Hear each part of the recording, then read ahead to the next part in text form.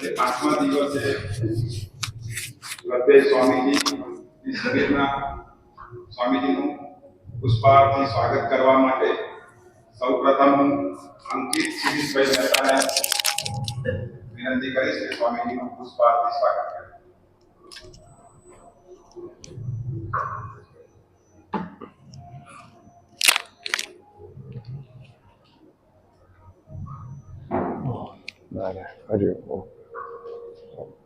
ત્યારબાદ હરીશચંદ્રસિંહ ગોહિલ વિનંતી કરીશ કે સ્વામી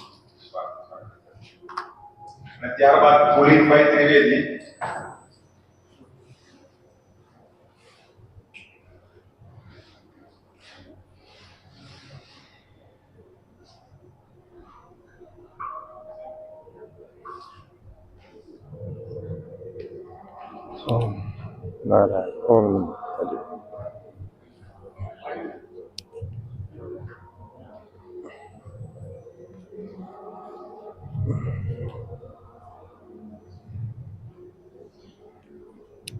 ओम नमो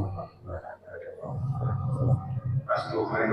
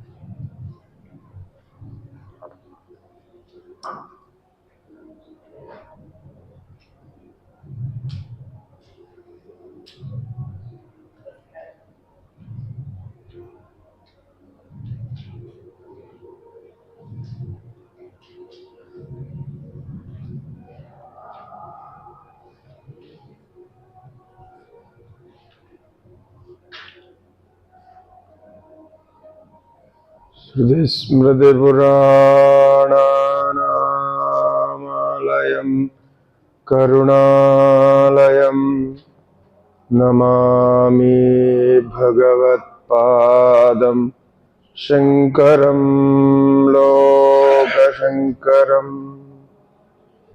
शङ्करं शङ्कराचार्यं केशवं बादरायणम् सूत्रभाष्य कृतो वन्दे भगवन्दो पुनः पुनः ईश्वरो गुरुरात्मेति मूर्तिभेद विभागिने व्योमवद्व्याप्तदेहाय दक्षिणामूर्तये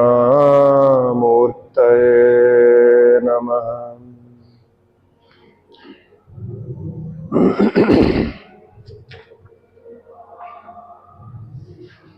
सपर्यकात् शुक्रमकायमव्रणम् अस्नाविरगं शुद्धमपापविद्धम् कविर्मनीष्ये परिभो स्वयंभोर्याथा तथ्यतोऽर्थान् व्यदधात्. ॐ पूर्णमतः पूर्णमिदं पूर्णात् पूर्णमुदच्यते पूर्णस्य पूर्णमादाय पूर्णमेवावशिष्यते. ओम शांति शांति शांति। श्री गुरुभ्यो नमः। हरिः ओम।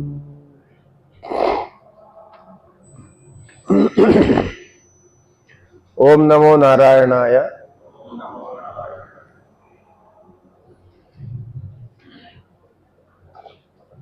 शुक्ल यजुर्वेदीय संहिता के अंतर्गत ईशावास्य उपनिषद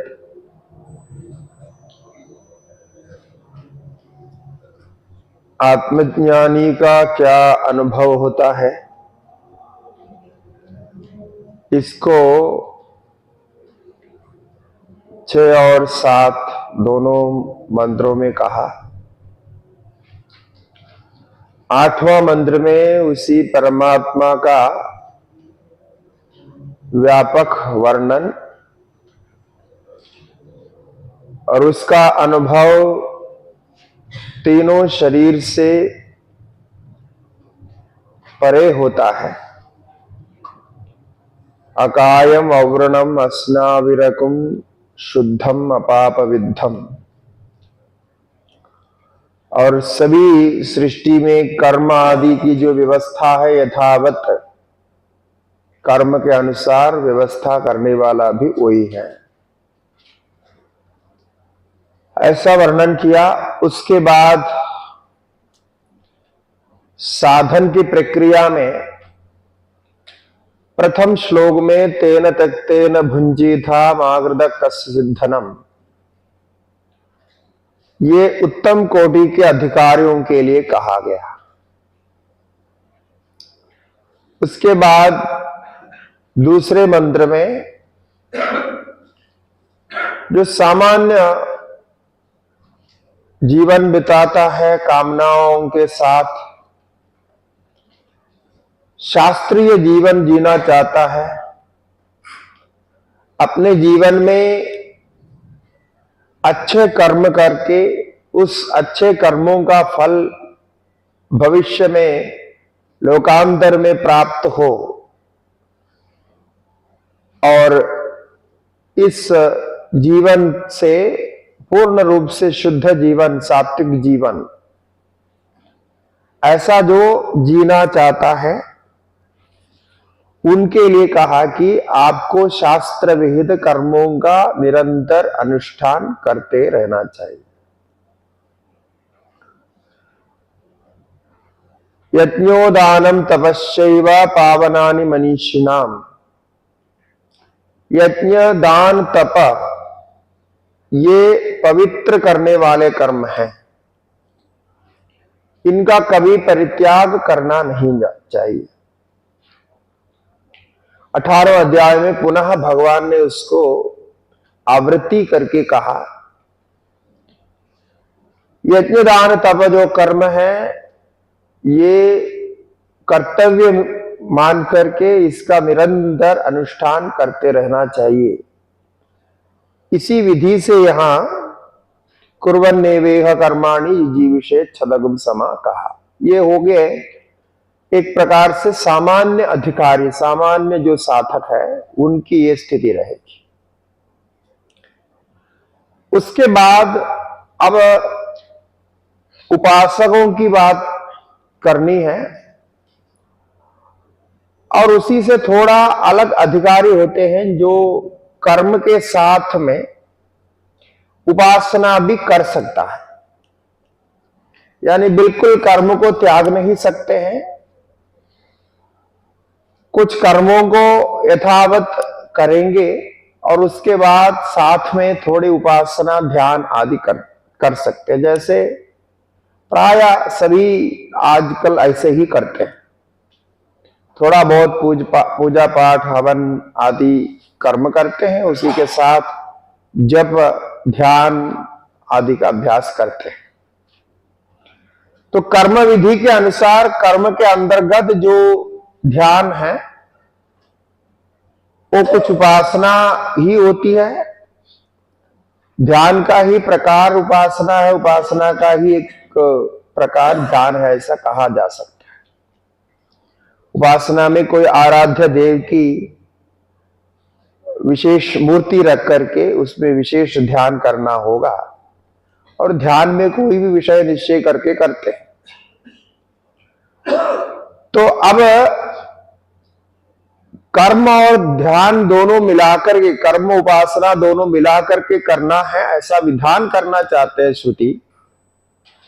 इसीलिए अलग अलग करने की निंदा करते हैं कि केवल कर्म करेंगे तो अंधम तम प्रविशन्ति, ये अविद्याम उपासते कहा, और तदो भूय इव ते तमो यवो विद्यायागम रथाः। केवल उपासना कर रहे हैं, केवल उपासना से मन एकाग्र नहीं हो पाता, बार बार विषयों में आसक्त होता है, और उसके पूरे जीवन में एक प्रकार का द्वंद्व रहता है। सामान्य जीवन बिता रहा है, उसमें कर्म करना पड़ता है और उसके साथ में उपासना भी करनी पड़ती है। इसलिए ऐसे अधिकारी, जो हम मध्यम वर्ग के अधिकारी ऐसे समझ सकते हैं, तो उनके लिए ये दोनों को मिला करके करना अच्छा है। इस दृष्टि से आगे का दोनों श्लोक वही है। उसके बाद उपासनाओं में माने ये जो मध्यम वर्ग के अधिकारी में और अच्छा जो करता है, कर्म से धीरे धीरे कर्म करके और उसमें निष्ठा हो गई, वो कर्म से जो फल प्राप्त होना है वो हो गया, और उसके बाद ध्यान में मन लग गया। आरुक्षोर मुनेर योगम कर्म कारणम उच्यते योगारूढ़स्य तस्यैव शम कारणम उच्यते, ये जो कहा भगवान ने। अब जो है पूर्ण रूप से वो ध्यान कर सकता है, ध्यान में उनका पूरा मन लगता है। कभी वो ध्यान करते हुए विमुख नहीं होता है, थकता नहीं है, आलस नहीं होता है। ऐसे स्थिति में आ गया, तब उसके लिए ध्यान में भी दो प्रकार का ध्यान, केवल साकार का ध्यान छोड़ करके धीरे धीरे प्रकृति का, अव्यक्त का, व्याकृत का भी ध्यान करना चाहिए। तो ध्यान के प्रकार में सबसे अंतिम जो विषय रूप में रहता है वो अव्यक्त अव्याकृत है। तो एक तो हिरण्यगर्भादि रूप में है, मैंने कुछ आकार लेकर के देवताओं के रूप में है, वेद में होने से यहां उस प्रकार से व्यक्ति का बोला है। तो जो हिरण्यगर्भ है, विराट है, विश्वरूप आत्मा है, वैश्वानर है, ऐसे ऐसे रूप में, और उसी के साथ हमारे जो भी साकार मूर्तियां हैं उनके भी ध्यान हो सकते हैं। लेकिन वही रुकना नहीं चाहिए, वो भी ध्यान की क्रिया में एक आरंभिक अवस्था है, और उससे अधिक विस्तार करते हुए, अधिक और अभ्यास करते हुए आगे अव्यक्त तक का ध्यान होना चाहिए। तो अव्यक्त ध्यान का बहुत बड़ा फल बताया, क्योंकि अव्याकृत आदि का ध्यान करके प्रकृति लयांत, प्रकृति लय तक का फल प्राप्त कर सकते, वो बहुत बड़ा फल होता है। इस प्रकार दो प्रकार की उपासना, एक तो कर्म सहित उपासना, दूसरे कर्म से मुक्त केवल उपासना, ऐसे दो विधान यहां तीन तीन श्लोक के हिसाब से करेंगे। क्योंकि उसकी पहले स्तुति निंदा करेंगे, उसके बाद दोनों का अलग अलग फल बताएंगे, फिर दोनों को साथ करने का मुख्य प्रयोजन बताएंगे। ये क्रम है 6 श्लोकों में। तो 9वां श्लोक हमने देखा था, उसी के ही 10वां श्लोक आगे बताता है। अन्य देवाहुर्विद्यया अन्यदाहुरविद्यया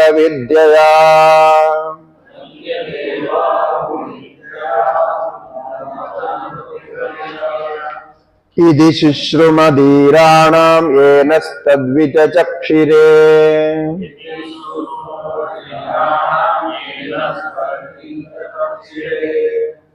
कहते हमने अपनी परंपरा से, ऋषि परंपरा से ऐसा श्रवण किया, ये अनादिकाल से चलता आ रहा है। देखिए अभी वेद स्वयं कह रहा है कि ये परंपरा से ही प्राप्त हुआ है ये ज्ञान। तो यदि शुश्रुम धीराणाम, ये नहीं कह रहे हैं कि ये हमने बनाया, ऐसा नहीं कह रहे हैं कि धीर पुरुषों का जिन्होंने इसको प्राप्त किया, इस साधना को, इस साधना पद्धति के विशेष ज्ञान प्राप्त किया, ऐसे जो धीर पुरुष है, साधक है, उनसे हमने सुना है, ये श्रौत परंपरा से हमें प्राप्त हुआ। और ये न तद विचचक्षिरे, जो करुणा से, कृपा से हमको ऐसे समझाए, विचचक्षिरे व्याख्यान किए। तो ऐसे व्याख्यान करने वालों को स्मरण करते हुए, पूर्व ऋषियों को स्मरण करते हुए कहते हैं अन्य देव आहुर विद्या। वे क्या कहते हैं कि विद्या का, उपासना का फल अन्य है। विद्या देवलोक, विद्या से, उपासना से अलग अलग देवताओं का स्थान प्राप्त करेंगे। और अन्य दाहुर अविद्या कर्मणा पितृलोक, ये कहा कर्म के द्वारा जो नित्य कर्म आप अनुष्ठान करते हैं, उसके द्वारा स्वर्गादि स्थान प्राप्त होते हैं, वहां जाके अनुभव करते हैं, और उस पुण्य का नाश होने पर तत्काल क्षीणे पुण्य मर्त्यलोकम विशंति नियम से वो ये जो कर्म लेकर के जाते हैं उस कर्म के अनुसार तादृश शरीर को प्राप्त करके पुनः जन्म लेता है। तो कर्म और विद्या की अलग अलग गति, अलग अलग मार्ग हमारे पूर्वजों ने, ऋषियों ने बताया है। अर्थात ये दोनों का अर्थ प्रयोजन है, वो निष्प्रयोजन नहीं है। दोनों का अलग अलग प्रयोजन है, किंतु विधान क्या करना है, दोनों का समुच्चय करना है, दोनों को मिलाकर के अभ्यास करना, तो उसमें सरलता होगी। और आपके अंदर जो कर्म करने की शक्ति है, कर्म की जो वासना है, वो भी शांत हो जाएगी, और उसके द्वारा अंतःकरण भी शुद्ध रहेंगे, जिसको श्रीमद् भगवद गीता में भगवान ने कहा, कर्मयोग के रूप में जो प्रस्तुत किया है, उसी दृष्टि से दोनों को समर्पण भाव से करना चाहिए। इसलिए आगे कहते हैं विद्यां च यस्तद्वेदो भयगुंसः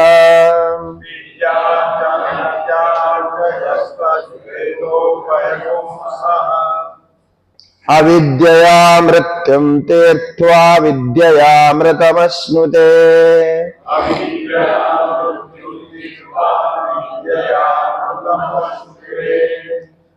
अब ये दोनों को समुच्चय करके अनुष्ठान करने का ये प्रयोजन है, उपासना और कर्म। विद्यां च अविद्यां च यस्तद् वेद उभयहुंसः।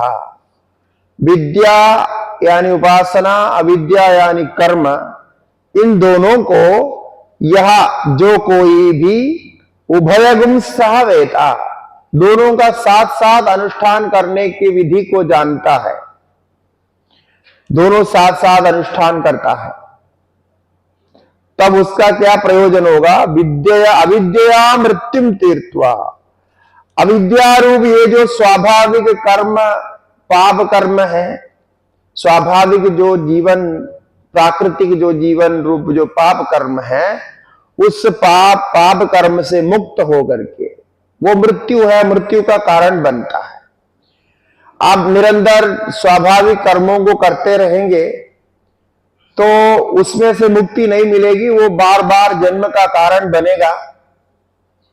इस लोक में भी पाप का परिणाम फल भोगना पड़ेगा, और लोकांतर में जाकर के भी उस पाप कर्म का फल भोगना पड़ेगा। इसलिए वो मृत्यु कहा है उसको। ये तो मरना ही है, मरना जैसा है, बार बार मरना है, बार बार जन्म लेना है। ऐसे जो मृत्यु रूप अविद्या स्वाभाविक कर्म को पार करके विद्या अमृतमश्नुते, उपासना से अमृतत्व, अमृतत्व माने यह अपेक्षित अमृतत्व है, जो ब्रह्मलोक आदि की प्राप्ति, हिरण्यगर्भ अवस्था की प्राप्ति, ऐसे अवस्था की प्राप्ति करेंगे, बहुत काल तक वहां रहेंगे। ब्रह्मलोक में हमने पहले बताया था, लाखों करोड़ साल वहां निवास करते हैं। तो इतना बड़ा फल मिलेगा। विद्या से अमृतमश्नुते, अमृत रूप अपेक्षित अमृतत्व को प्राप्त करेंगे। इसीलिए केवल कर्म ना करते हुए विद्या उपासना को भी जोड़ेंगे तो आपको और भी ऊंची स्थिति प्राप्त हो जाएगी। जो कर्म से प्राप्त होने वाली स्थिति है वो निम्नतर की स्थिति है, उससे और ऊंची स्थिति प्राप्त हो सकती है। इसलिए ये दोनों को साथ में अनुष्ठान करना सामान्य जो साधक है उनके लिए ठीक है। तो ये कहा गया। तो जो उपासना करेंगे उसमें ध्यान भी रहेगा, प्राणायाम भी रहेगा, जप रहेगा, पूजा विधान भी रहेंगे और साथ में जो यज्ञ दान तप आदि कर्म भी रहेंगे। ये सारा मिला करके होगा, ये सबका समुच्चय विधान करता है। ऐसा जाकर वहां प्राप्त करेंगे। अब उसके बाद दूसरा लेते हैं कि अब कर्म से वो विरक्त हो सकता है, उसका मन ऐसे अधिकारी है, उसका मन तैयार है कि वो कर्म से विरक्त होकर के प्रतिदिन जो है 18-20 घंटा पूरा ध्यान लगा सकता है। और ध्यान के संबंध में जितनी प्रक्रियाएं हैं जैसे प्राणायाम आदि जो भी होगा वो सारा करके चुपचाप बैठ सकता है, निरंतर ध्यान में लीन हो सकता है। ऐसे योग्य अधिकारी है वो, जिनके लिए योगारूढ़ शब्द से गीता में कहा। ऐसा हो सकता है, वो आराम से बैठ के ध्यान कर सकता है। ऐसे भी कई साधक आते हैं, हमने कई साधकों को देखा है कि उनको बाकी कोई व्यवहार कोई कार्य अच्छा नहीं लगता, वो करना भी नहीं चाहते हैं और निरंतर बैठ करके ध्यान करता है। भोजन करेगा थोड़ा और बाकी ध्यान करेगा। ऐसे ध्यानानंदी ध्यानाहारी ध्यान आहार बनाया, चतुर्थ अध्याय में बोला ना। तो ये भी एक होता है, ऐसा करते हैं कुछ लोगों के, ऐसे साधन है। तो उनका यदि सम्यक मार्गदर्शन मिले तो इस प्रकार की जो उपासना उनको बहुत फल देता है और सार्थक हो जाएगा। उसके लिए योग्य होना चाहिए। कभी कभी आप ध्यान के नाम से बैठ जाते हैं किंतु आपका मन घूमता रहता है। वो बैठ रहे हैं चुपचाप आंख बंद करके, किंतु वो बैठा हुआ नहीं है। वो केवल देखने में बैठा है, दिमाग तो घूम रहा है, विषयों अलग अलग विषयों को सोच रहा है, एक एक सोच करके दूसरे दूसरे को पकड़ता है। तो वो ध्यान झूठा ध्यान है, उसको ध्यान करने का अधिकार नहीं है, अभी तैयार नहीं हुआ। उसके लिए कर्म करना पड़ेगा। कर्म करके जितना समय आपका मन एकाग्र रहता है, चंचल नहीं होता है, विषयों में इधर उधर नहीं होता है, बाह्य इंद्रियाणि संयम्य या आस्ते मनसा स्मरण, ऐसा बोला ना भगवान, इसी को बोला। बाह्य इंद्रियों को तो छोड़ दिया, बाह्य इंद्रिय से कोई काम नहीं कर रहा है, लेकिन या आस्ते मनसा स्मरण, मन से पूरा स्मरण करते। मिथ्याचार शौचर्य, वो झूठा ध्यान कर रहा है, मिथ्याचारी है। वो बोलता है मैं ध्यान कर रहा हूं किंतु उसका ध्यान नहीं हो रहा है। तो ये भगवान ने स्वयं ही कहा है इसको। इसलिए वो ऐसा ध्यान गलत है, आपका समय बर्बाद जाएगा, कुछ होगा नहीं, उल्टा मन और चंचल हो जाएगा। अब जो ध्यान से बाहर आएंगे तो उसको विषयों में बहुत आसक्ति बढ़ेगी, ऐसा दिखाई पड़ता है। तो ध्यान करने वाले होते हैं वो बाहर भी उसी शांत भाव में रहता है, जो असली ध्यान होता है जिनका, और बाकी का नहीं होता है। इसीलिए आपको स्वयं पहचानना पड़ेगा कि आप ध्यान के लिए अधिकारी हुए हैं कि नहीं हुआ, कितना समय तक आप ध्यान कर सकते। प्रारंभिक दशा में 20 से 25 मिनट से आरंभ होता है सामान्य का एक ध्यान। तो कोई कोई 20-25 मिनट तो बैठ सकता है, उतना उनका चंचल नहीं होता, बैठ जाता है। किंतु उसी में बढ़ाते बढ़ाते 3 घंटे 3.5 घंटे और क्रमशः 12 घंटे फिर 18 घंटे तक करना है, तो उसके लिए उतना मन को तैयार करना होगा। तब तक वो नहीं करना चाहिए, तब तक जैसे अभी ईशावास्य उपनिषद में बोला श्रीमद् भगवत गीता में बोला, तो कर्म के साथ मिलकर के करना चाहिए। तो ध्यान से थक जाएंगे तो कर्म करो, जप करो, जब से थक जाएंगे फिर कर्म करो, फिर जब और ध्यान दोनों से थक जाएंगे तो उठ करके कुछ व्यवहार का काम करो जो चाहिए, फिर वहां से वापस आके बैठो। ऐसे यदो निश्चरति मनश्चंचलम अस्थिरम तदस नियम्येदत् आत्मन्येव वशम नयेत्। इस प्रक्रिया को अपनाना पड़ेगा। जहां जहां मन जाएगा, जैसा जैसा बाहर जाएगा, उसको पकड़ के लाके फिर काम कराना पड़ेगा। कभी भी आप थके हुए हो तो उस कार्य को मत करो। जब करके थक गया तो फिर माला घुमाना बंद कर दो, फायदा नहीं होता, फिर नींद आ जाएगी।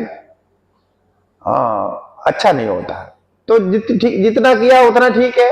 उसके बाद उस माला को वहीं रखो, फिर प्रार्थना करो, फिर थोड़ा और काम करो, फिर बाद में जब थकान दूर हो जाएगा माला लेके बैठ जाओ। तो दोनों चलेगा। ऐसा करते करते आपको समय बढ़ाने में मदद मिलेगी, तब होगा असली में समय बढ़ेगा। ऐसा तब उल्टा होगा कि आपको उसी से उठना ही अच्छा नहीं लगेगा, आंख खोलना ही अच्छा नहीं लगेगा। ऐसी स्थिति आ जाएगी। कब आ सकती है? जब आप सभी व्यवहार को बंद करें, कोई चिंता नहीं, तब ऐसा हो सकता है। कोई चिंता मन में रहने से ये कार्य हो ही नहीं पाएगा, बैठ ही नहीं सकेगा। वो करना, ये करना, ऐसा करना, वैसा करना, सोचे कुछ भी सोचेगा। तो अभी उस प्रकार की स्थिति जो प्राप्त किए हैं, कर सकते हैं, उनके लिए 2 प्रकार की उपासनाएं बता रहे हैं आगे। अंधम तम प्रविशन्ति ये संबोधिमुपासते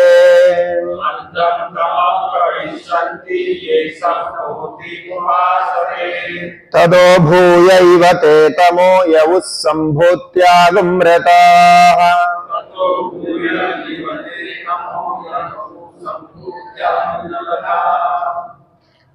व्याकृत और अव्याकृत उपासना, व्यक्त और अव्यक्त की उपासना, ये है इसमें विषय।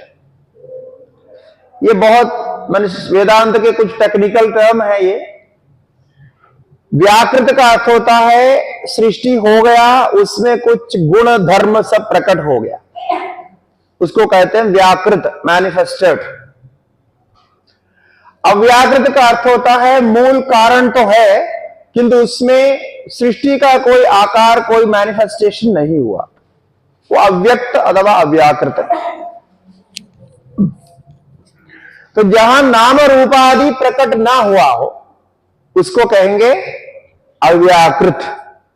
जहां नाम रूपादि प्रकट हो गया, कुछ आकार हो गया, गुण प्रकट हो गया, तब वो व्याकृत होता है।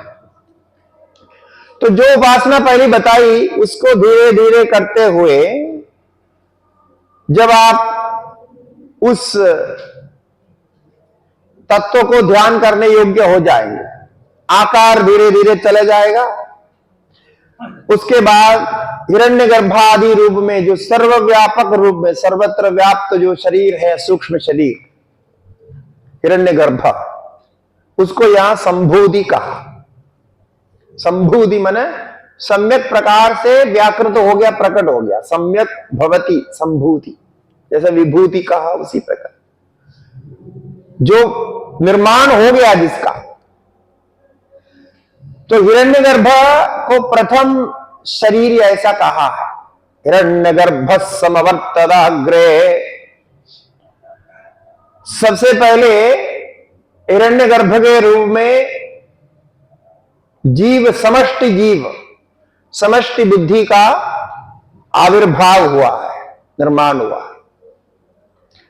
ब्रह्मा देवानां प्रथमः संभवो वा विश्वस्य कर्ता भुवनस्य गोप्ता, ऐसा मुंडकोपनिषद में आता। वही ब्रह्मा के रूप में, ब्रह्मा जी के रूप में भी कहते हैं उसको पौराणिक दृष्टि से, प्रजापति। तो ऐसा प्रकट हो गया, तैयार हो गया। अब वो दूसरे को बनाएंगे, इसको कहते हैं समष्टि। समष्टि का अर्थ सभी जीवों को मिला करके एक जीव, सभी बुद्धि को मिला करके एक बुद्धि, सभी प्राण को मिला करके एक प्राण। जैसे प्रत्येक व्यक्ति में प्राण है, उसका समष्टि रूप लेंगे, सामूहिक रूप में, तो उसको कहते हैं हिरण्यगर्भ। हिरण्यगर्भ समष्टि प्राण और समष्टि बुद्धि मन का रूप होता है, ये भावनात्मक रूप है। उसको यहां संबोधि शब्द से कहा, संबोधि की उपासना। कहते हैं कि अंधत्व प्रविशन्ति असंबोधि उपासते, जो अव्याकृत मात्र की उपासना करने लगते हैं वो उनको बहुत कठिन होता है, सीधा सीधा नहीं कर सकते। श्रीमद् भगवद गीता में 12वें अध्याय में तो यही कहा,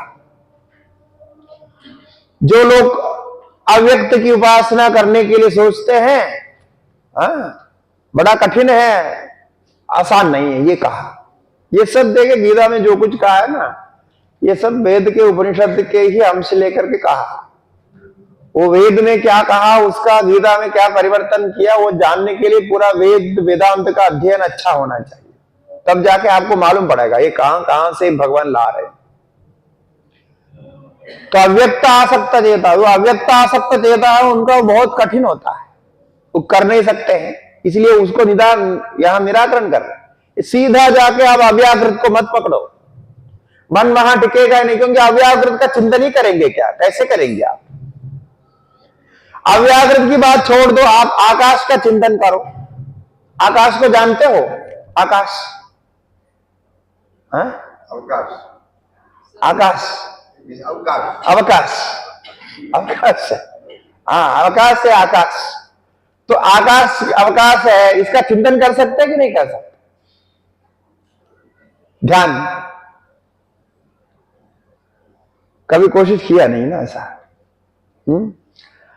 आकाश को कहते हैं अवकाश, स्पेस। करते हैं तब करते हैं आकाश है? जब में करते हैं ना, हाँ, तो आकाश से आकाश दिखता है, तब होता है। हाँ, वो भी नहीं है, ऐसा है कि आकाश को भी चिंतन नहीं कर सकते। ऐसा है कि जो आप देख करके जो आपको दिखता है ना, वो तो आकाश नहीं, क्योंकि आकाश दिखेगा नहीं, आकाश में रूप नहीं होता, तो फिर दिखेगा कैसे, फिर ध्यान कैसे करेंगे? इसीलिए बाकी तो छोड़ो, वायु तक तो हो ही जाएगा, स्पर्श होता है, हवा चलता है तो पता चलता है, अनुभव होता है, लेकिन आकाश का भी आप चिंतन नहीं कर सकते, ध्यान का विषय नहीं बना सकते आकाश। हम सोचते हैं हम आकाश को जान लिए हैं, लेकिन आकाश का ज्ञान कभी हुआ नहीं आज तक। आकाश के बारे में सोचते ही मन थक जाता है, मन छोड़ देता है। तो फिर वो जो दिखता क्या है? ऐसा तो इधर भी आकाश है, इसके अंदर भी तो आकाश है ना, स्पेस। खाली जगह है तभी तो हम बैठ रहे हैं। जब हम यहां नहीं बैठ रहे थे तो ये खाली जगह था, अब हम आगे बैठ गए 60 लोग, तो वो खाली जगह भर गया, तो वो खाली जगह ही में तो बैठा, ये खाली जगह को आकाश कहते, स्पेस। वैक्यूम होता है, खाली होता है। तो यहां का स्पेस को देख रहे हैं ना, देख रहे हैं? नहीं, आपने साइंस ठीक से नहीं पढ़ा। मैंने बोला स्पेस आप देख नहीं सकते, आप यहां का जो अवकाश है उसको नहीं देख रहे हैं, नहीं देख सकते हैं। आप किसको देख रहे हैं? ये चारों तरफ का दीवार को देख रहे हैं, ऊपर देख रहे हैं, नीचे देख रहे हैं, बस ये दिखाई दे रहा है चारों तरफ का। फिर वो इसको देख के बोलता है कि इसके अंदर स्पेस है, उसको हम देख रहे हैं। नहीं देख रहे हैं, आकाश को कभी नहीं देख रहे। तो जिसके कारण ये स्पेस आपके दिमाग में बैठ जाता है, उसको देख रहे हैं। अब इसको हटा दो, पूरा मन से हटा दो, ये दीवार ऊपर नीचे सब हटा दो, फिर दिखाई देगा क्या? कुछ नहीं दिखाई देगा। तो आकाश को भी देख नहीं सकते हैं, इसलिए आकाश का भी ध्यान नहीं कर सकते। और ऊपर देखने से जो दिखाई देता वो तो वही है, वो अंतरिक्ष मंडल दिखाई देता है, वो दूरी के कारण वो नीला नीला जैसा दिखाई देता है। बादल आएंगे तो बादल में सूर्य का प्रतिबिंब होगा, प्रकाश का प्रतिबिंब रिफ्लेक्शन होकर वो दिखाई देता है। तो ये सत्य है। तो आकाश दिखाई नहीं देता क्योंकि आकाश में रूप नहीं है। वायु भी दिखता नहीं, उसमें भी रूप नहीं है, लेकिन वायु का अनुभव होता है स्पर्श के द्वारा। आकाश का किसी प्रकार अनुभव नहीं कर सकते, केवल इतना ही आप जान सकते हैं जहां से शब्द उत्पन्न होता है वो आकाश है, ऐसा जान सकते, अनुमान कर सकते। इसीलिए आकाश का भी ध्यान नहीं कर सकते आप, तब फिर आकाश का जो कारण है अव्यक्त, उसका कैसे ध्यान करेंगे? इसलिए भगवान ने 12वें अध्याय में कहा, देखो अर्जुन, इस चक्कर में मत पड़ो, अव्यक्त का तो आप ध्यान ही नहीं कर सकते। अव्यक्त का ध्यान करने में जो लगते हैं वो बड़े परिश्रम करते हैं, पसीना बहाते हैं, कुछ नहीं होता। इसलिए वो छोड़ दो और उसके साथ कर्म उपासना मिलाओ। यही भगवान ने कहा, यही फॉर्मूला जो उधर बता रहे वही है, दूसरे ढंग से बताया।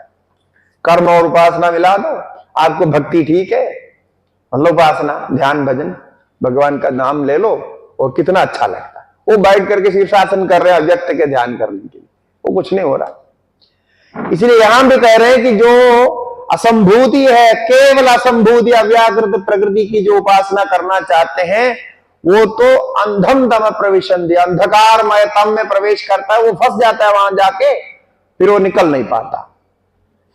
इसी प्रकार तदो भूयैवते तमो ये वो संभूत्यागम जगह। और केवल कार्य ब्रह्म जो हिरण्यगर्भ है, हिरण्यगर्भ, केवल हिरण्यगर्भ में ध्यान करेंगे तो बस उसमें तो फिर फल मिलेगा, वो हिरण्यगर्भ प्राप्ति हो जाएगी, फिर ये संसार के चक्कर में रहेंगे।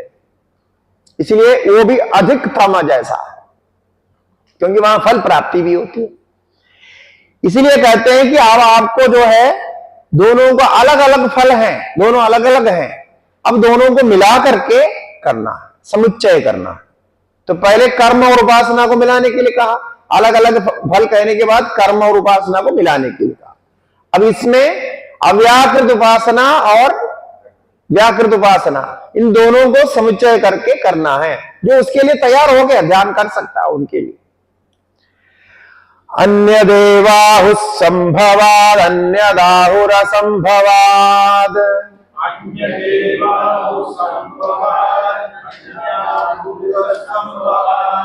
इति शुश्रुमधीराणां येन तद्व्याचक्षिरे।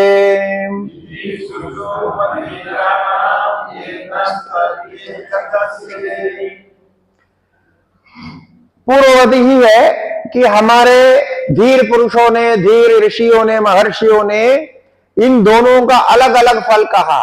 उनका कहने का मतलब हम जो निंदा कर रहे हैं ये निंदा के लिए नहीं, उनको त्यागो ऐसा अर्थ में नहीं है। हमारा उद्देश्य है दोनों को जोड़ने के लिए, क्योंकि एक नियम आता है, न निंदा निंदितुम प्रवर्तते अपितु स्तुत्यम स्तोतुम विधेयम स्तोतुम। यानी निंदा जो करते हैं, ये नहीं करो, ये नहीं करो बोलने का मतलब वो नहीं करो ऐसा अर्थ में नहीं, वो दोनों छोड़ करके इसको करो ऐसा अर्थ है। बिल्कुल नहीं करो ऐसा नहीं, उसका ये दोष है, अब वो उसको छोड़ के ये करो, इसको कराने के लिए वो नहीं है ऐसा बोलते। तो अन्य देवाहु संभवा, कार्य ब्रह्म की उपासना से अणिमादि ऐश्वर्य प्राप्ति, बहुत बढ़िया बढ़िया बहुत बड़े बड़े सिद्धियां प्राप्त हो जाती। अणिमादि ऐश्वर्य प्राप्ति जो मैंने अणिमा, गरिमा, लघिमा आदि जो सिद्धियां हैं, अष्ट सिद्धियां, उनमें से एक भी आपको प्राप्त हो जाए तो आपको तो इस दुनिया में क्या क्या हो जाएगा, सब मिल जाएगा। एक भी अणिमादि सिद्धियों में से प्राप्त हो जाए, जिसका थोड़ा भी प्राप्त हो जाए, बस क्या नहीं हो जाएगा। तो ये जो उपासना है, ये करने से आपको अणिमादि ऐश्वर्य प्राप्ति होगी कार्य ब्रह्म की उपासना से। और प्रकृति लय की उपासना से क्या होगा, असंभूति की उपासना से बाद में प्रकृति लय को प्राप्त करेंगे, प्रकृति में जला करके लीन हो जाएंगे, माने प्रकृति का जय प्राप्त करें।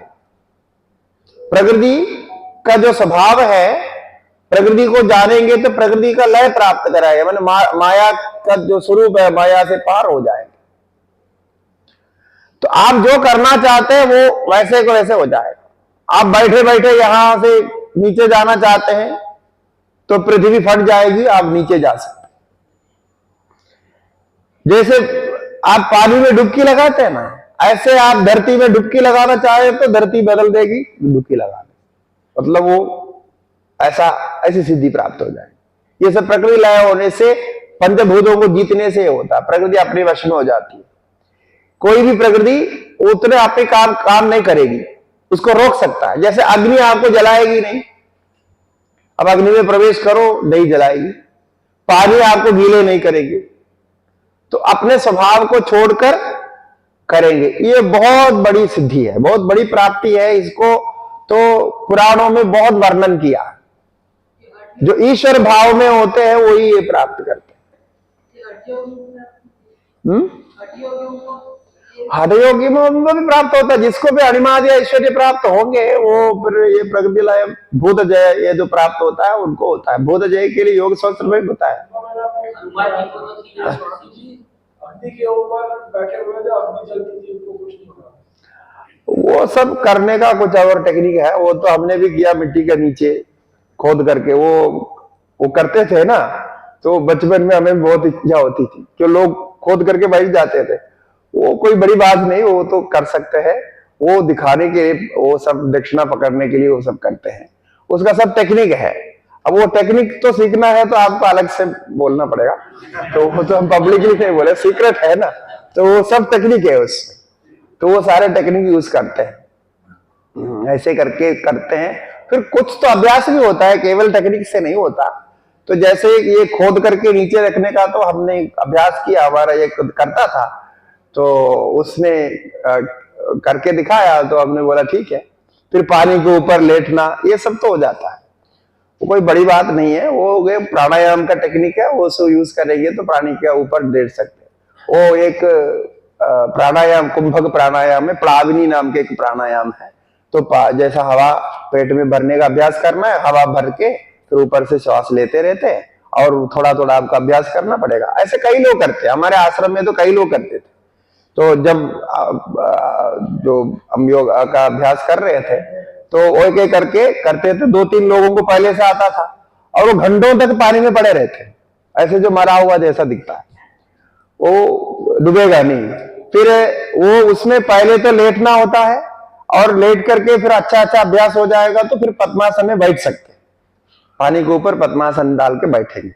ऐसे भी एक स्वामी जी थे, अभी भी जीवित है वो स्वामी जी, वहां है। वो सुबह सुबह जाकर के वहां एक तालाब नहीं, एक डाम है, डाम के पास में रहता है, साधन करता है, योग साधन करता है। वो उनका भी नाम शिवानंद ऐसा है। तो वो रोज जाकर के सुबह 3:30-4 बजे जाते थे, लगभग 9 बजे तक सूर्य उनका उदय होकर के होने तक वहीं पानी में ऊपर अपना अभ्यास दिखाते थे सब कुछ। अब बाद में सरकार ने उनको बैन कर दिया। बैन इसलिए किया, अब वो डाम है, बच्चे लोग वहां बहुत विजिटर्स आते हैं। तो स्वामी जी कहीं कोने में करते थे, वो एक जाली डाल करके उसमें करते थे। लेकिन ये दे करके बच्चे लोग भी जा करके करने लग गए, वो बच्चे लोग पानी में डूबने लग गए। तो ऐसे में फिर वो बोर्ड लगा दिया, स्वामी जी को बैन कर दिया कि आप ऐसा नहीं कर सकते, बाहर जाके ऐसा करेंगे दूसरे लोगों को खतरा है, ऐसा बैन कर दिया। अब नहीं करते हैं, तो पहले वो करते थे। वो तो सरल से आप देखेंगे, वो पानी में ही बैठेंगे, फिर लेटेंगे, फिर सब कुछ करेंगे जैसा आप जमीन के ऊपर करते हैं, वो डूबोगे नहीं। अभ्यास, बहुत समय का अभ्यास चाहिए। तो ये सब तो हो जाता है, कोई बड़ी बात नहीं, लेकिन अभ्यास चाहिए, बहुत समय का अभ्यास चाहिए। फिर धीरे धीरे आप पानी के ऊपर चल सकते हैं। तो पहले लेटना, फिर बैठना, फिर चलना भी हो सकता है। तो यहां तक का हाँ, नहीं वो नहीं चलते थे, तो वो कोई और चला तो उसने उनके बारे में कहा। तो योग साधन के द्वारा करते, कई लोगों का ऐसा है, तो शरीर को उदान वायु के द्वारा लिफ्ट करते हैं, फिर वो सब होता है। किंतु उससे होने वाला क्या है, कुछ नहीं। आपका भी दिखा सकते हैं, जैसे सर्कस में लोग दिखाते हैं, वो काली सर्कस ही रहता है, कुछ नहीं है। अब उससे मिलने क्या है, आपको कुछ अलग से होने वाला नहीं है, उसमें कुछ नहीं मिलेगा। थोड़ा सा लोग जो है नाम हो जाएगा, आप बड़े योगी है, बस इतना, उससे कोई अतिरिक्त कोई फल नहीं है उसका। तो सर्कस वाले जो करते हैं वही सब होता है, वो अलग चीज है। और उसके बाद धीरे धीरे अभ्यास करेंगे तो फिर शरीर को आप हवा में उठा सकते हैं, जो आकाश गमन बोलते हैं। आकाश गमन का अभ्यास है, योग शास्त्रों में ऐसा लिखा है, आकाश गमन का अभ्यास करने का स्टेप बाय स्टेप प्रोसेस लिखा है। तो पहले आप जो है जमीन पे जैसा चलते हैं, जैसा मार्शल आर्ट में भी ये है, उसको उसके बाद आप कीचड़ के ऊपर चल के अभ्यास करना है। जो कीचड़ होते हैं जैसे खेत में जहां पैर रखने से दब जाता है, उसमें ऐसा चल के अभ्यास करना है कि पैर रखे न दबे। वो ऐसा ऐसा उतना तो कर सकते हैं, हम लोग कर सकते हैं, बच्चे लोग अभ्यास करने से वो हो जाता है। ऊपर से ऐसे ऐसे थोड़ा स्पीड में जाना पड़ता है, वो जाते हैं। तो गांव में बच्चे लोग भी ऐसे जाते हैं। वो कीचड़ के ऊपर अभ्यास हो गया, उसके बाद तब क्या है, आपको बॉडी लिफ्ट करने का आ जाएगा, वो ऊपर एंटी ग्रेविटी क्रिएट करने का वो ढंग आ जाएगा। ऐसा अच्छी तरह का अभ्यास होने के बाद क्रम बताया उन्होंने योग शास्त्र व्यास भाष्य। उसके बाद फिर जो है ये शरीर ऊपर उठ गया, तो उसके बाद जो है रस्सी बांध करके, जो मोटी रस्सी एक पेड़ से दूसरे पेड़ में बांध के फिर रस्सी को ऊपर चल के अभ्यास करना। ये मार्शल आर्ट वाले भी करते हैं ऐसा। वो आप रास्ते में भी देखा होगा, कई बार जो है सर्कस करने वाले बच्चे लोग भी रस्सी के ऊपर चलते हुए दिखाएंगे, तो वो भी हो जाएगा, पर रस्सी के ऊपर अच्छी तरह चलना हो जाए। फिर उसके बाद जो है वो रस्सी को और पतला करते हैं, बढ़िया से पतला करेंगे, पतला करके उसके ऊपर चलना सिखाएंगे। ऐसा करते करते पानी के ऊपर चलना, बाद में पानी के ऊपर भी अच्छी तरह चल सकते हैं। ऐसा आने पर ये जो पतला रस्सी बांधा, धीरे धीरे धीरे उसके पतला करते करते धागा बांध करके उसके ऊपर चलना पड़ेगा। ऐसा क्रम बताया। धागा जो अब धागा नहीं प्रयोग करते हैं, सुई धागा, उसमें चलने का अभ्यास करना पड़ेगा। उसके बाद में लास्ट में उन्होंने बोला जो मकड़ी जाल होता है, मकड़ी जाल, मकड़ी जाल के ऊपर चल ले, उसके बाद आप शरीर को उठा सकते। तो ऐसा है। अब आप सोचो कितना बड़ा मुश्किल काम है। अभी तो हमको जमीन में ही ठीक नहीं चलना हो रहा है, तो उसके लिए 2 डंडा चाहिए, फिर लिफ्ट चाहिए, सारा कुछ चाहिए। तो ये कितना दूर है। बहुत मुश्किल है। इसलिए ये आसान काम नहीं है। पहले बहुत लोग करते थे ये, अब उनके पास उसके लिए सब कुछ था, व्यवस्था थी, और खाने पीने ये सब व्यवस्था ऐसा थे, तो वो बॉडी वेट को बैलेंस करके ये सब करना होता था। अब आजकल तो ये इतना आसान नहीं है। फिर भी कोई कोई करते हैं, कुछ लोग तो अभ्यास करते हैं तो मिल जाएगा, सफलता मिलेगी, ऐसा नहीं कि नहीं मिलता है। लेकिन आकाश गमन वाले तो अभी बहुत कम है। कुछ साल पहले एक थे, वो करते थे, उनको मैंने देखा है, वो आकाश गमन करते थे, और बाकी का अभी तक किसी को देखा नहीं है। अब उनका भी जो भी उन्होंने करके दिखाया वो निर्विवाद तो रहेगा नहीं, कुछ लोग तो कुछ बोलेंगे, लेकिन 2-3 बार हमने अनुभव किया कि उन्होंने किया है। और उनका कुछ और भी प्रयोग था, योगी भी थे वो, और साथ में कुछ मणि आदि का भी प्रयोग करते थे, उसी से किया। लेकिन वो विद्या किसी को दिए नहीं उन्होंने, क्योंकि उन्होंने बोला कि कोई योग्य व्यक्ति नहीं है। तो वो कई विद्या जानते थे, सोना बनाना जानते थे, फिर ऐसे सब कुछ जानते थे कि वो तांबे को सोना में बदल सकते हैं। तो उसकी कोई रस विद्या है, वो रस विद्या से वो करते थे। और वो फिर वो बंद कर दिया, क्योंकि उसको भी सरकार जो है बाद में उनको बोला कि आप नहीं कर सकते, लाइसेंस नहीं है आपके पास, नहीं कर सकते बोला। लेकिन 1-2 को सिखाया उन्होंने, तो सोना बनाने वाली बात तो सिखाया, बाकी नहीं सिखाया। तो ऐसे है, पहले ये सब विद्याएं थी, जैसा हमने मर्म के बारे में बोला, ये सब समाप्त है। तो अणिमादि ऐश्वर्य अभी प्राप्त करना है तो ये उपासना आदि कर्म से तो प्राप्त कर सकते हैं, लेकिन एक कठिन काम है, बहुत लंबा काम है। तो इस प्रकार ये दोनों का अलग अलग फल बोला है। अब दोनों का समुच्चय के लिए बोलते हैं, संभोधिं च विनाशं च यस्तद्वेदो भयगुंसः,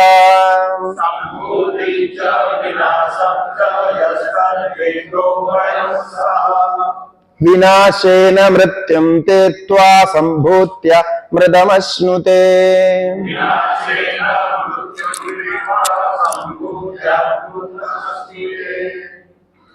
अब ये जो असंभूति, अव्याकृत उपासना और संभूति उपासना, इन दोनों को मिला करके जो उपासना करता है, यहां जो है आपके यहां संभूति लिखा होगा और विनाश लिखा है, तो इसको असंभूति और संभूति ये समझना है। तो विनाश कार्य के कारण उसका विनाश कहा और संभूति में अवर्ण लोप कर दिया। तो संभूतिम च असंभूतिम च विनाशम च, ये अव्याकृत और व्याकृत उपासना दोनों को यथासंभव मिला करके जो उपासना करता है उसका क्या फल मिलेगा?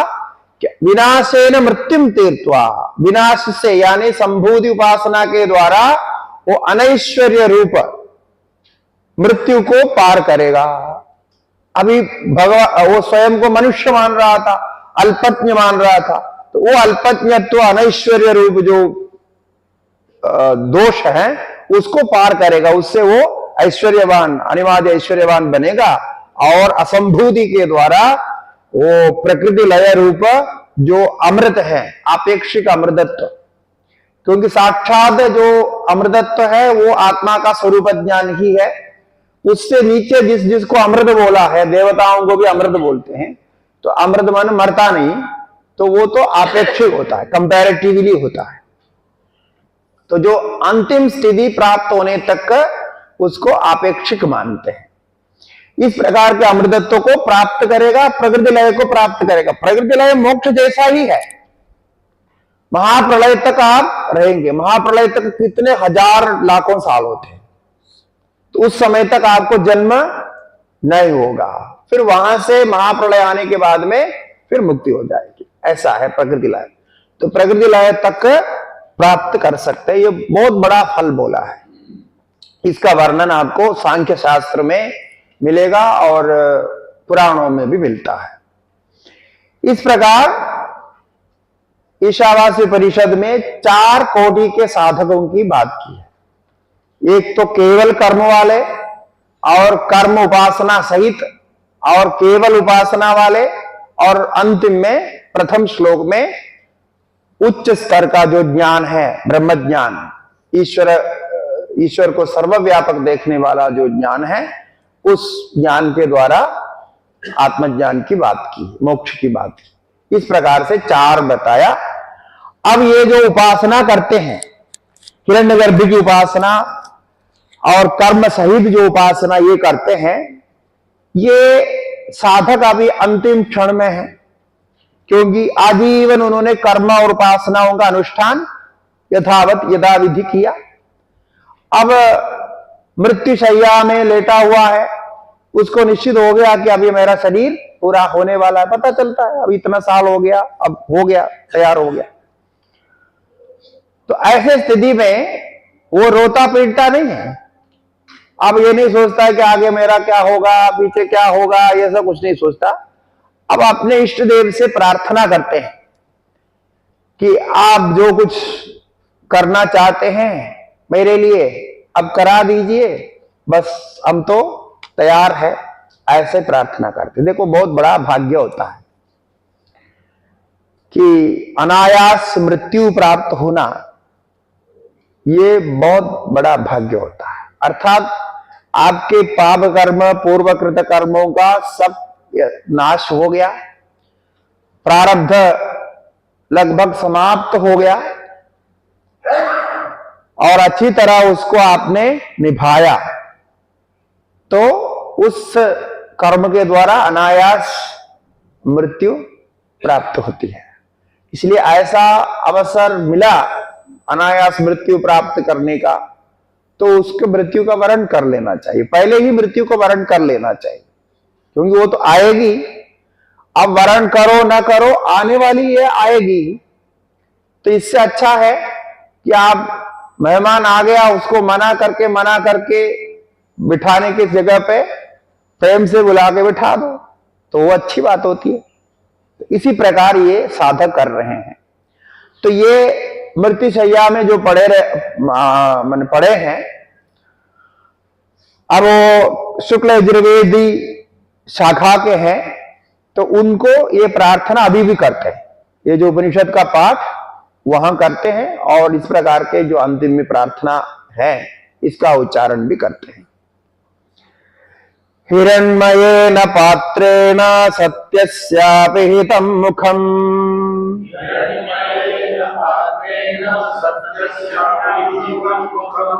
तत्त्वं पूषन्न पावृणो सत्यधर्माय दृष्टये।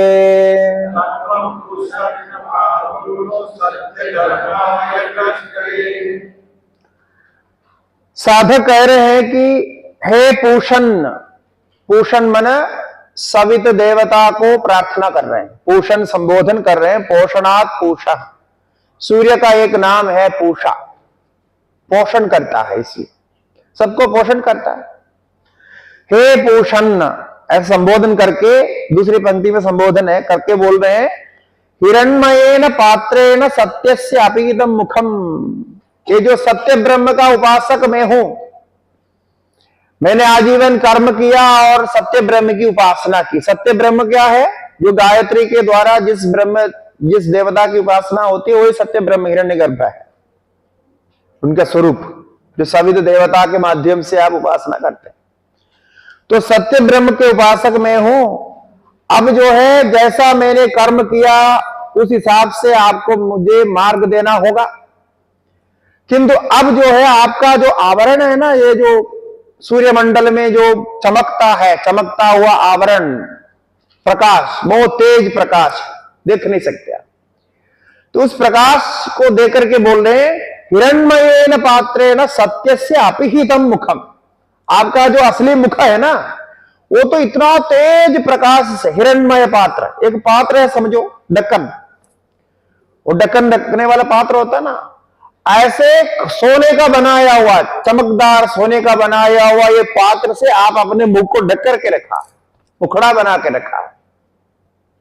अब आप उस मुखड़े को हटा दो। मैं आपके असली स्वरूप अंदर देखना चाहता हूं। मुझे पता है ये आप जो बनाया हुआ है ना, बाहर दिख रहा है, ये तो आपका मुखड़ा है, मतलब आपका स्थूल रूप है। ये स्थूल रूप को हटा करके आपका यथार्थ सूक्ष्म रूप दिखाओ, ये बोल रहे हैं। तो हिरण्मयेन पात्रेण सत्यस्य, सत्य रूप जो आप परमात्मा है, आपका मुखम अपिहितम, मुख ढका हुआ है, बंद है। हे पूषण तत्वम अपावृणु, उसको अभी हटा दो। इतना मेरे लिए करना, मैं तो आपको जिंदगी भर प्रार्थना की, और क्या कर सकते हैं। अभी इस समय तो आप हमारे लिए कम से कम ये तो हटो, तो मुखड़ा तो हटा दो, थोड़ा दिखाओ, अपने ओरिजिनल रूप दिखाओ। हाँ ऐसे बोल रहे। तो तत्वम पूषण अपावृणु। अब पूछेंगे क्यों हटाना है भाई?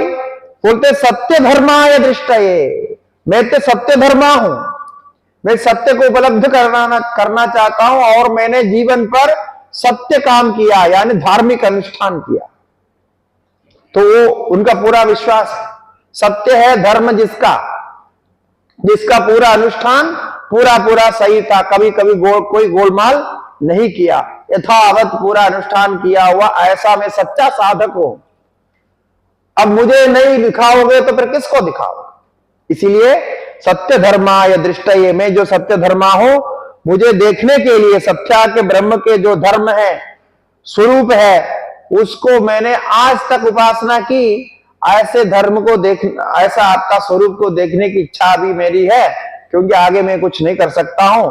तो इसलिए मेरे को देखने के लिए, मुझे दिखाने के लिए, उपलब्धये दृष्टये मैंने प्राप्ति करने के लिए आप उस आवरण को वो हटा दीजिए, तब मैं देख पाता हूं। तो ये उनके दर्शन की आकांक्षा है। फिर आगे स्तुति करते हैं। पूषन्ने कर्षेयमः सूर्य प्राजापत्य व्यूहरश्मीन् समूह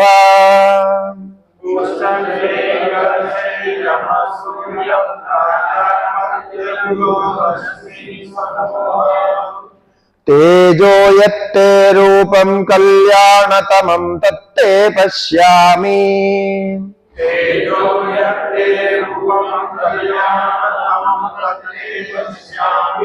यो असावसो पुरुषः सोऽहमस्मि।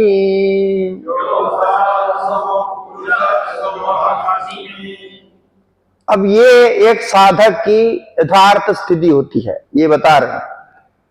पहले संबोधन किया, हे पोषण, आप पोषण करता है सबको, इसलिए आप पोषण हैं। हे एकर्षे, आप ही एक चेतन रूप से, यानी चेतन के प्रतिबिंब रूप में इस पूर्ण संपूर्ण जगत में आप चलता है। एकला एव गच्छति यदि एकर्षि, ऋष्यति मन गच्छति, तो संपूर्ण जगत को प्रकाशित करते हुए आप अकेले ही हो। यमा, आप यम है, यानी सबको संयमित करता है। हे यमा, ये भी संबोधन है। हे सूर्य, ये प्रसिद्ध नाम है उनका। तेजस्वी होने से, किरणों से प्रकाश फैलाता है और जल को हरण करता है, इसलिए सूर्य नाम है। हे सूर्य। प्राजापत्य, आप प्रजापति के पुत्र हो, क्योंकि कश्यप प्रजापति के पुत्र हैं आदित्य। कश्यप प्रजापति है ना, कश्यप प्रजापति के जो अदिति नाम की पत्नी है, उनके पुत्रों में आदित्य आता है, इसलिए आदित्य नाम देवताओं का भी है, आदित्य का भी है। तो प्राजापत्य, जो दो से आदित्य में उनके पुत्र है, तो आप प्रजापति के पुत्र हो। रश्मीन समूह व्यूहा, आप जो है ना, ये रश्मियों को, जो आपकी रश्मि है बहुत अभी फैल रही है, मैं देख नहीं पा रहा हूं, बहुत देख नहीं पाते हैं ना उस समय। अब वो लेटे हुए हैं मृत्यु शैया में, अब उतनी शक्ति भी नहीं देखने की, इसलिए कह रहे हैं व्यूहा रश्मीन, आपके ये रश्मियों को अलग कर दो, हटा दो। व्यूहा, व्यूहा मतलब अलग करके दिखाओ मुझे। और समूहा माने सबको उपसंहार कर दो। अब रश्मि बहुत दिखाना ठीक नहीं है, मैं देख नहीं पा रहा हूं, इसलिए उनको हटा दो और उपसंहार कर दो। समूह माने समाहार कर दो, उसको उपसंहृत कर दो। क्यों? क्योंकि तेजो रूपम कल्याणतमम तत्ते पश्यामि, क्योंकि आपके जो तेजस्वी रूप है, जो कल्याणतम शुभ मंगलमय जो रूप है, वो मैं आपके अंदर जो बैठा हुआ उस पुरुष को, उस आत्मा को देखना चाहता हूं। तो मुझे उस ज्ञान चाहिए, उस ज्ञान के लिए आप ये हटा दो, बाहर का सारा आपका ढांचा हटा दो। तो तेज, आपके जो तेज मन स्वरूप है, ये ते रूपम, आपका जो यथार्थ स्वरूप है, वो क्या है? कल्याणतमम, सबको कल्याण करने वाला, मतलब आनंद करने वाला, आह्लादित करने वाले शांत रूप है। अभी वो तेजस्वी रूप तो देख नहीं पाते, तो उसके साथ तादात्म्य करके बात कर रहे हैं। अब इतने साल उपासना किया तो बहुत परिचय हो गया ना, इसलिए इस प्रकार से डायरेक्ट बोल रहे हैं। आपको अभी एक सब करना पड़ेगा ऐसा।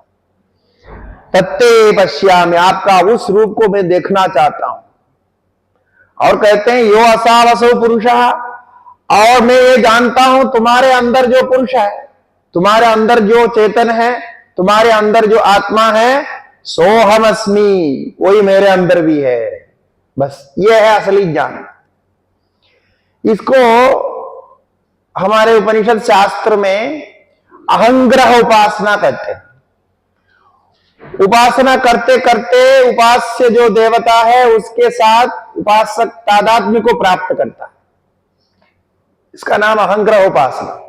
और वो ये जानता है कि जो आपके अंदर, भगवान के अंदर रूप है, वही मेरे अंदर है, जो मेरे अंदर स्वरूप है वही भगवान के अंदर है। जैसा हनुमान जी का वचन हमने सुना है ना, सभी भक्त अंत में ये अनुभव करता है, दोनों के साथ तादात्म्य का अनुभव करता है। अब भेद नहीं है, ब्रह्मज्ञान नहीं हुआ, लेकिन सारूप्य सायुज्य आदि जो भाव है, तादात्म्य भाव हो गया, इसको बोलते हैं अहंग्रह। तो वो परमात्मा में जो अहम है, आत्मा है, वही स्वयं में ग्रहण करता है। ये देखो दोनों में कह रहे हैं, इधर और उधर।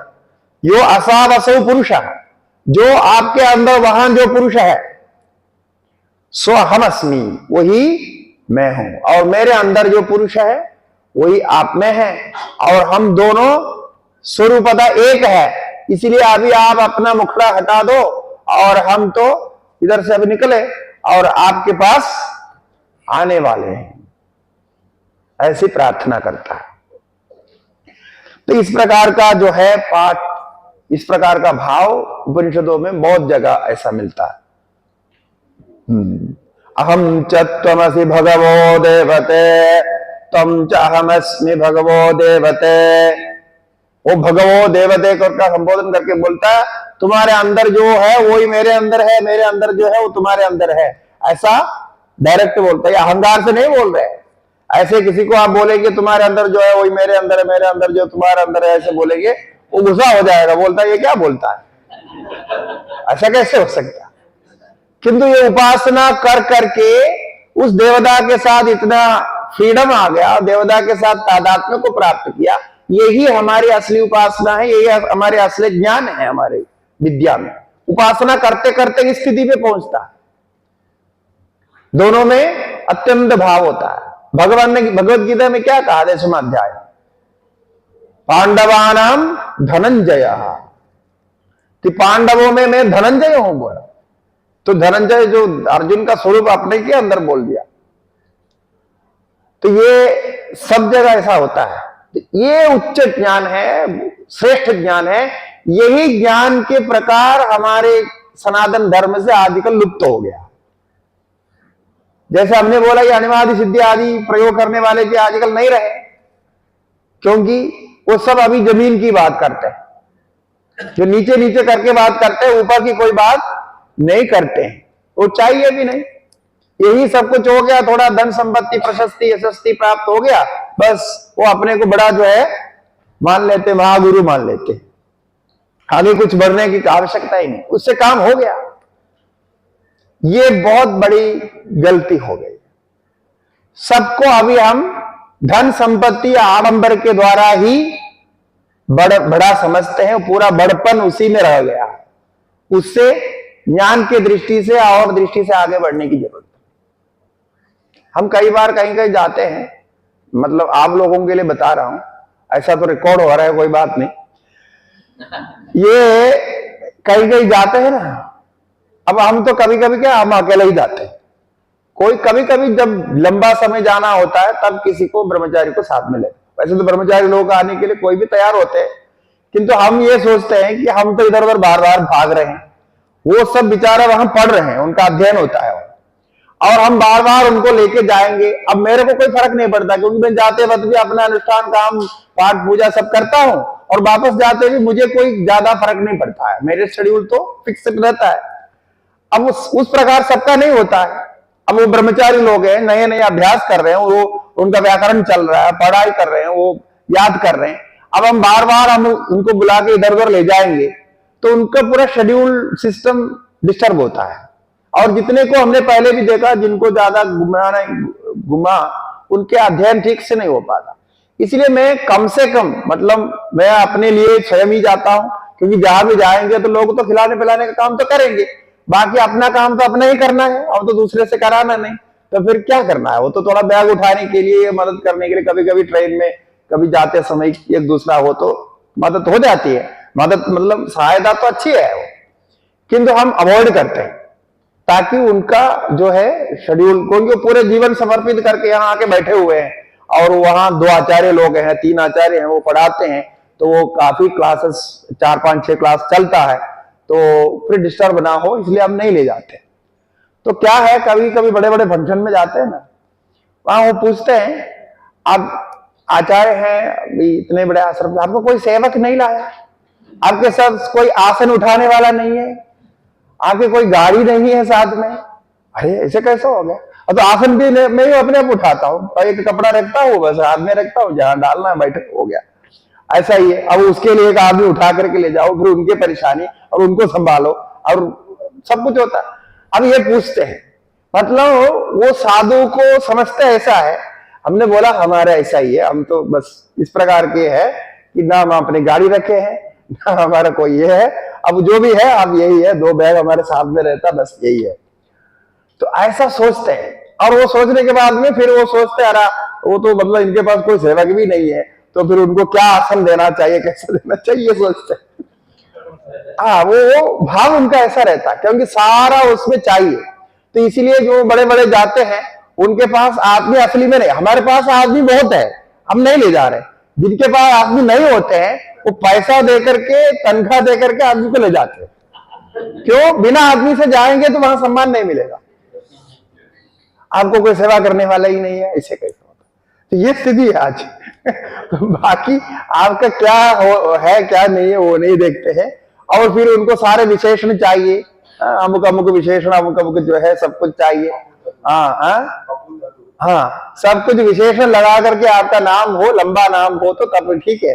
ऐसा है, ये इसमें ही फंस गए लोग। तो फिर असली चीज को पकड़ने का कुछ नहीं है। तो सामान चोरी हो जाएगा, चोरी हो जाएगा अकेले जाओगे तो। होता है, हाँ होता है, वो ऐसे ही होता है। इसीलिए क्या है कि हम ऐसे जगह पे जाते भी नहीं, वो बहुत कम जो विशेष होगा बुलाएंगे तब जो तो जाना पड़ता है, जाते हैं। किंतु बाकी वो देखते नहीं, बाकी उनको कोई मतलब नहीं है। अच्छा, कई ऐसे व्यक्ति को मैं जानता हूं जिनका कोई स्थान मतलब कुछ ऐसा कुछ भी नहीं है, वो नाम के लिए सब कुछ नाम है उनके पास, फिर लोगों को तनख्वाह देकर के ले जाते हैं, वो लोग भी ठीक से सेवा नहीं करते, फिर उनको डांटते हैं और फिर क्या क्या होता है, ऐसा भी होता है। तो ये कितना बड़ा बदनाम है। अब सेवा करे तो सेवा भाव से कोई करे तो बड़े ठीक है। तो ये सारा ऐसा हो गया है, पूरा बाहर दिखाना, मतलब आडंबर दिखाओ, पैसा का दिखाओ, फिर ये दिखाओ, बड़ी बड़ी गाड़ी में घूमो, फिर ऐसे ऐसा करेंगे तो सम्मान करेंगे।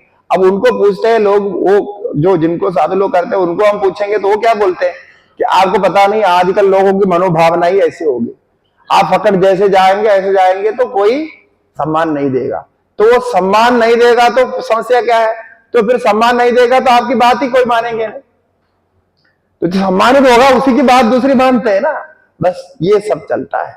इसीलिए ये जो असली विद्याएं हैं, जो विद्याएं हमारे वेदांत में, शास्त्रों में, योग शास्त्रों में, ये सब जो विद्याएं हैं वो धीरे धीरे लुप्त हो गए। उसको करने वाले भी, समझने वाले भी, समझाने वाले भी नहीं। ऐसा होता है क्योंकि लक्ष्य कुछ और हो गया, और में भी और स्थिति में जैसा धन आदि प्राप्त होकर के ही सफलता हो गई, तो फिर ये सफलता के पीछे क्यों जाएंगे? इसलिए ये सच्चे साधकों के ये भाव हैं। वायुरनिलम अमृतमदैधम भस्मान्तकं शरीरम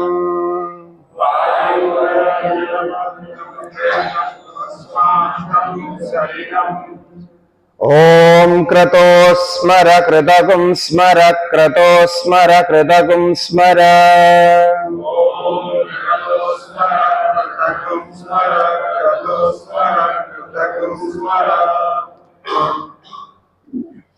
अब वो स्वयं कह रहा है कि अब ये जो मेरा शरीर है, जिस शरीर को साधन बना करके मैं अब तक साधन किया हूं, वो शरीर वायु अनिलम अमृतम अथ इदम भस्मान्तकम शरीरम,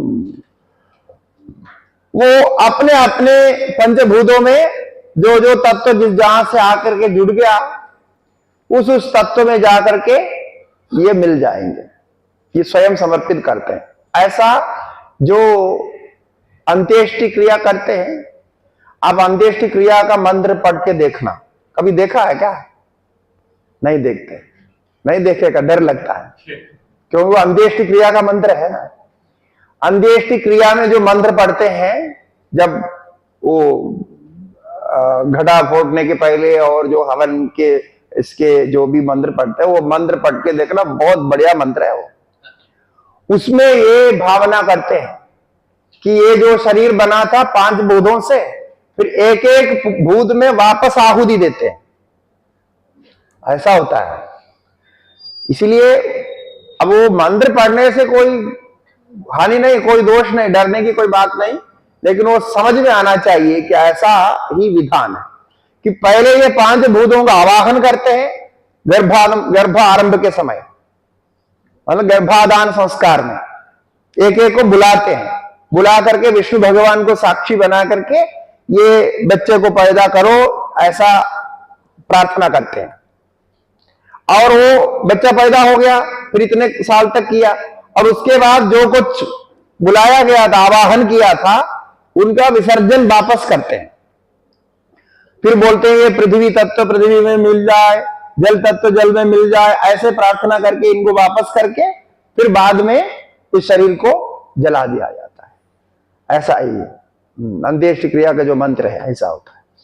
तो ये कितना उत्तम है, देखो कि प्रक्रिया पूरी उसमें है। तो आपने उस चक्र के अंतर्गत ये सारा काम किया है और भगवान से ऋण लिया और बाद में वो ऋण चुका करके शरीर त्याग करके जाता है। यह सिद्धांत है। इसलिए यही कह रहे हैं यहां, उसका संक्षिप्त रूप बता रहे हैं कि वायु अनिलम अमृतम अथ इदम भस्मांतकम शरीरम। ये सूत्रात्मा जो सर्वव्यापक है उसमें ये मेरा शरीर उसमें लीन हो जाए। वायु अनिलम, अनिल में सूत्रात्मा अनिल मन प्राण होता है, अनिल प्राण वायु उसमें लीन हो जाए। वायु मन अपने प्राण, ये जो अंत का प्राण है वो अनिलम, अनिलम मन महाप्राण में व्यापक जो सूत्रात्मा हिरण्यगर्भ में उसमें लीन हो जाए और ऐसा होकर के वो वायु वो प्राण अमर बन जाए, उसके साथ एक हो जाए। क्योंकि ये हिरण्यगर्भ उपासक है, ये पहले जो उपासना बोली वो कर रहे हैं ना ये। और उसके बाद अथ इदम भस्मांतकम शरीर, और उसके बाद मेरा ये शरीर भस्मीभूत हो जाए, इसके अंत्येष्टि क्रिया हो जाए। बस इसको वापस हम पृथ्वी को दे देते हैं। क्योंकि उसको ऐसा तो पृथ्वी को देना था, पृथ्वी को देने के लिए उसको जला करके राख बना करके देते हैं या फिर नदी में प्रवाह करते हैं, वो वापस उधर चले जाता है। फिर प्रार्थना करते हैं ओम क्रतो स्मरा। कल बोला था संकल्प के बारे में, ये वही कह रहे हैं।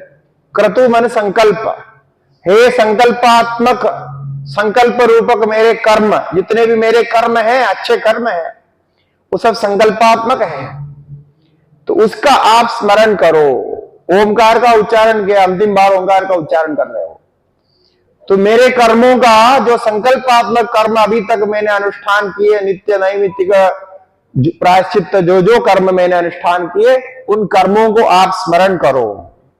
स्मरा 3 बार बोला, क्रतो स्मरा, कृतगुम स्मरा, क्रतो स्मरा, कृतगुम स्मरा, ऐसा 2 बार बोल के दोनों के रिपीट किया। तो मेरा किया हुआ का स्मरण करो, मेरे सारे संकल्पों का स्मरण करो और सबका स्मरण करके उसी के अनुसार मेरे उस पद पर मुझे ले जाओ, ऐसा प्रार्थना करते हैं।